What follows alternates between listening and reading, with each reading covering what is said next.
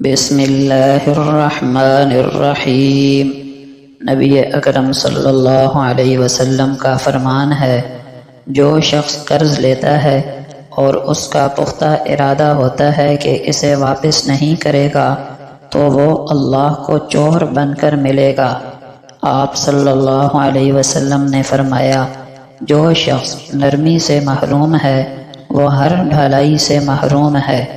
آپ صلی اللہ علیہ وسلم کا فرمان ہے، بخار کو برا نہ کہو، کیونکہ یہ آدمی کے گناہوں کو اس طرح دور کر دیتا ہے جس طرح بھٹی لوہے کے زنگ کو دور کر دیتی ہے۔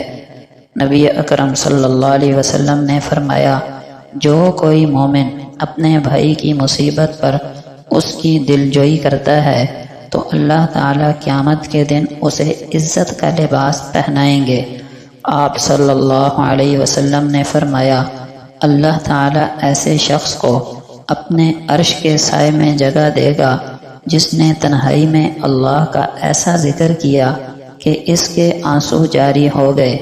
آپ صلی اللہ علیہ وسلم نے فرمایا، جو شخص اپنے مسلمان بھائی کی عزت اس کی غیر موجودگی میں بچائے، یعنی غیبت کرنے والوں کو اس حرکت سے روکے، تو اللہ تعالیٰ قیامت کے روز اس کے چہرے کو جہنم سے بچائے گا۔ نبی کریم صلی اللہ علیہ وسلم نے فرمایا، جس نے اپنے غصے پر قابو پا لیا، اللہ تعالیٰ اس سے اپنا عذاب روک لے گا۔ جس نے اپنی زبان کی حفاظت کی، اللہ تعالیٰ اس کے عیبوں پر پردہ ڈال دے گا۔ جس نے اللہ سے معذرت کی، اللہ تعالیٰ اس کا عذر قبول فرمائے گا۔ حضرت جابر بن عبداللہ رضی اللہ عنہ فرماتے ہیں کہ نبی اکرم صلی اللہ علیہ وسلم نے کفن کے کپڑوں کی قلت کی وجہ سے غزوہ احد کے دو شہیدوں کو ملا کر ایک ہی کپڑے میں کفن دیا۔ آپ صلی اللہ علیہ وسلم دریافت فرماتے کہ ان میں قرآن کس سے زیادہ یاد ہے؟ کسی ایک کی طرف اشارے سے بتایا جاتا تو آپ صلی اللہ علیہ وسلم بغلی قبر میں اس کو قبلے کی جانب آگے رکھتے۔ پھر آپ صلی اللہ علیہ وسلم نے فرمایا، میں قیامت میں ان سب کے حق میں گواہی دوں گا اور سب کو ان کے خون سمیت دفن کرنے کا حکم دیا۔ فائدہ: ضروری نہیں کہ ہر آدمی پورا قرآن حفظ کرے، بلکہ جو بھی جتنی صورتیں اور قرآن آسانی سے یاد کر سکے اسے یاد کرنا چاہیے۔ ہمارے معاشرے میں اگر کسی کو 5 سال قبل 5 صورتیں یاد تھیں تو آج بھی وہی 5 صورتیں یاد ہوں گی۔ یہ طرز عمل درست نہیں، بلکہ ہر شخص کو زیادہ سے زیادہ قرآن یاد کرنے کی کوشش کرنی چاہیے۔ البتہ اس بات کا خیال بھی ضروری ہے کہ حفظ کیے ہوئے قرآن کو بار بار پڑھا جائے تاکہ بھولنے سے محفوظ رہے۔ حضرت انس رضی اللہ عنہ فرماتے ہیں کہ ایک آدمی رسول اللہ صلی اللہ علیہ وسلم کے پاس بیٹھا ہوا تھا۔ اس دوران اس کے پاس اس کا بیٹا آیا تو اس نے اپنے بیٹے کا بوسہ لیا اور اسے اپنی ران پر بٹھا لیا۔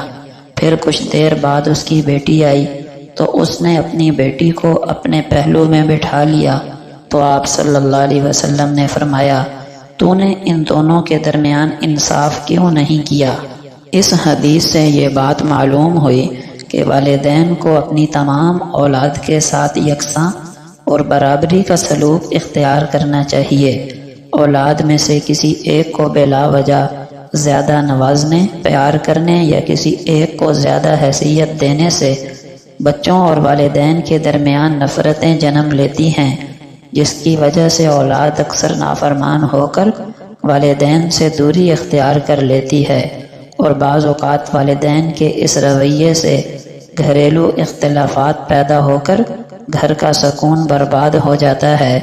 اگرچہ دل کی محبت انسان کے اختیار میں نہیں، اس لیے کسی ایک بچے کے ساتھ زیادہ دلی محبت کا ہونا شرعاً منع بھی نہیں ہے، تاہم ظاہری رویے میں، حسن سلوک میں، عطیہ وغیرہ دینے میں حتی الامکان عدل و انصاف سے کام لینا چاہیے تاکہ والدین اور اولاد کے درمیان محبت و الفت کا جذبہ برقرار رہ سکے۔ نبی اکرم صلی اللہ علیہ وسلم نے فرمایا، تمہاری بیٹی طلاق ہو جانے یا بیوہ ہو جانے کے بعد تمہارے پاس واپس لوٹ آئے تو اس پر خرچ کرنا افضل صدقہ ہے کہ تمہارے سوا اس کا کوئی کمانے والا نہیں۔